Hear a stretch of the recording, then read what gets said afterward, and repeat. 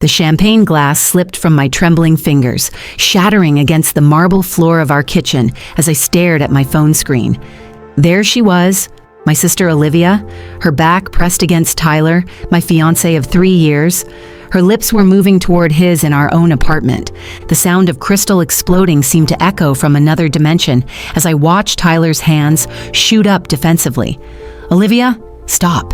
I said no. His voice carried clearly through the video call we'd been having while I was away on business in Chicago. My vision tunneled to the phone screen as I hit record. My heart was hammering against my ribs like a caged animal. 3 years of whispered suspicions crystallized into this single devastating moment, broadcast live from 200 miles away. Tyler backed toward our bookshelf, the one we'd built together during our first weekend as official roommates. Olivia pursued him relentlessly, her face twisted into an expression I'd never seen her wear around our parents. "Why her?" she hissed, gesturing wildly. "She's always been the boring one. Just try me once before you make your final decision." The oxygen in my hotel room felt thick as concrete. Tyler's back hit the shelving unit. He was trapped. I could see panic flooding his eyes, the same eyes that had promised me I'd never lose him like I'd lost everyone else who mattered. My name is Vanessa. I'm 31 and a marketing director. This is the story of how I finally shattered my sister's golden pedestal. Back then, watching this betrayal unfold on screen, memories of Olivia's pattern flooded back to me. I'd been watching Olivia take whatever she wanted my entire life. 3 previous boyfriends had fallen for her practiced vulnerability, her strategic tears, her way of making every man feel like the hero in her carefully scripted drama. Each time, my parents dismissed my heartbreak with surgical efficiency. "You should be more like your sister," my mother would say, as if my pain were just another example of my chronic inadequacy. When I met Tyler 5 years ago at a marketing conference in Denver, the connection was immediate and terrifying. I kept him secret for 11 months, manufacturing elaborate excuses for why he couldn't meet my family.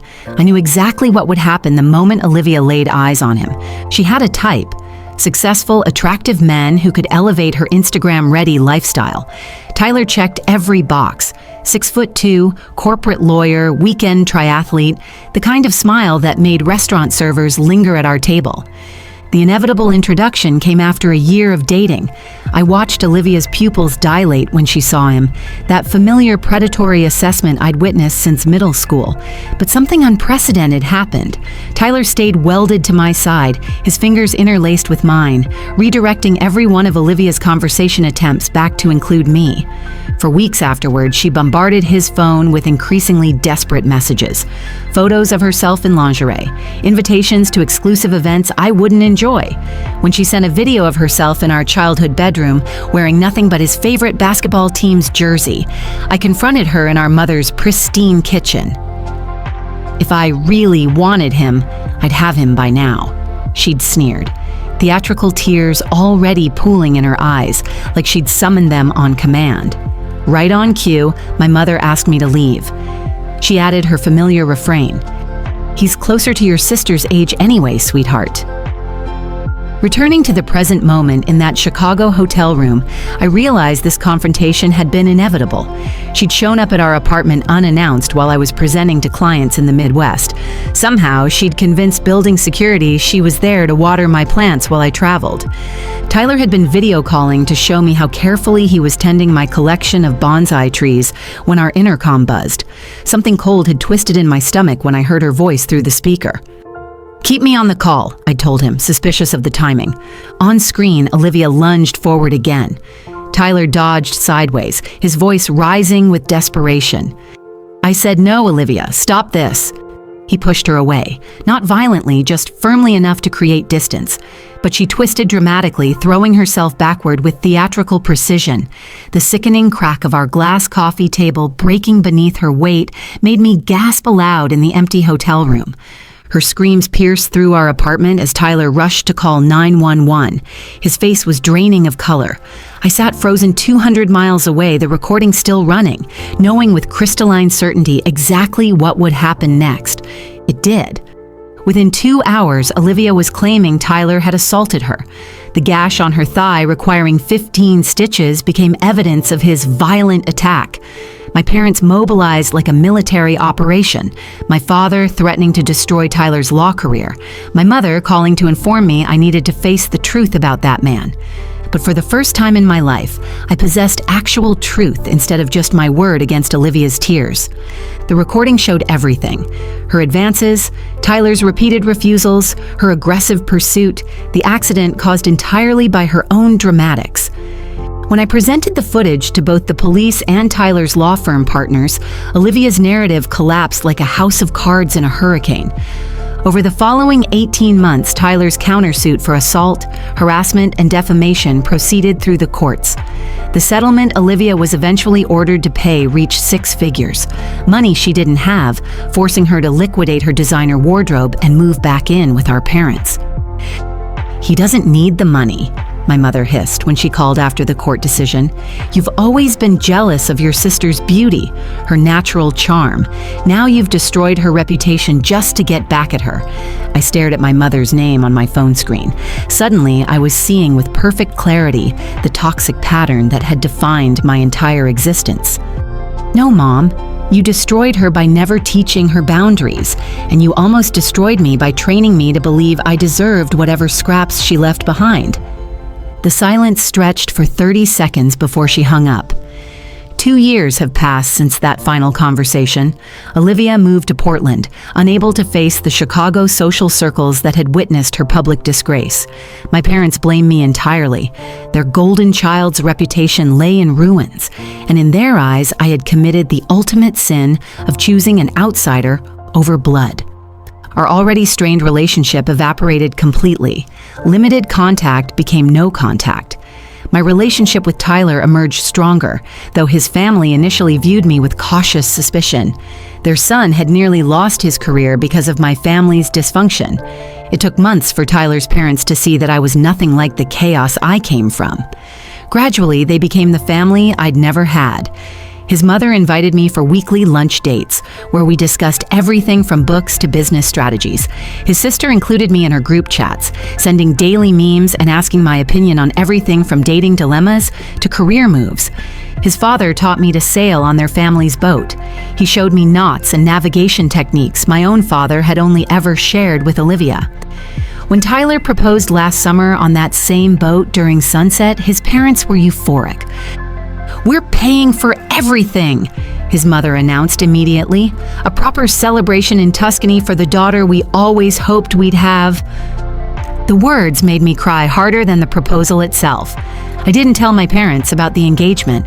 My Aunt Sarah and 2 cousins were the only blood relatives I invited to our destination wedding in Italy. It should have been simple, a clean break, a beautiful beginning. But my peaceful wedding planning was about to be disrupted. My grandmother had maintained contact with Aunt Sarah despite our family rift.